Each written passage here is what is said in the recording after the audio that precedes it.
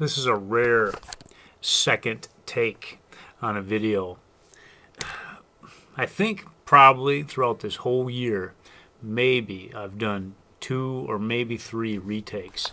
And they all seem to be with my black camera. That's the camera I'm using right now. My black camera is problematic. Once in a while, if you turn it just right or shake it, it'll just turn off, which is kind of a pain in the patooey.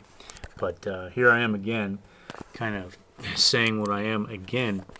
And I'm going to talk once again about my Batman bobblehead that I purchased. It has a place of honor now at my workplace. It's sitting on a shelf, lording over the medicines in the medication room. And I don't know if Batman is a good pharmacist or not, but that's technically where this Batman bobblehead is, and basically the pharmacy of our hospital, or I should say our unit. And the man that I gave this bobblehead to, I call Mr. Handsome McGood at everything. And Mr. Handsome McGood at everything came up to me today. He tapped me on the shoulder and he said one word in the English language. He didn't really get to finish his thought or what he was saying. He said that one word, was interrupted by people, and suddenly he was out the door elsewhere in the hospital to do good works. The one word that he said was not meatloaf, but the word he did say made me think of meatloaf. The word he actually did say was Ashley. Now, there are no coincidences. There are only miracles. Today is indeed Wednesday the 28th of December. I wasn't around for the orange juice and hard-cooked eggs. Hard-boiled eggs are probably my least favorite food in the world. Lasagna, delicious. It's the best in the city. But the meal that was served today was no other than meatloaf.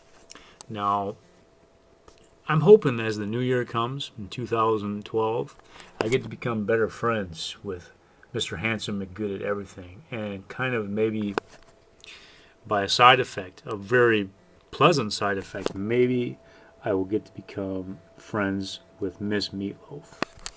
I know Miss Meatloaf seems like a very negative or derogatory or maybe even offensive nickname to get someone. You have, on one hand, Mr. Handsome McGood at everything. On the other hand, his better half, Miss Meatloaf. You know, like I've said so many times, whatever you say, whatever you do, is always subject to interpretation by other people. And I am perhaps the biggest textbook example that ever lived. Miss Meatloaf is a term of endearment. I love meatloaf. What can I say? Meatloaf is awesome. I passed on the baked potato. I passed on the cream dressing. I passed on the bread. I passed on the butter. Passed on the sliced apple slices. Passed on the milk. I had a crap ton of broccoli. But for dessert, I had some delicious meatloaf. So there are no coincidences. There are only miracles. So I heard one word uttered from the lips of a friend, and I translated that word into Miss Meatloaf.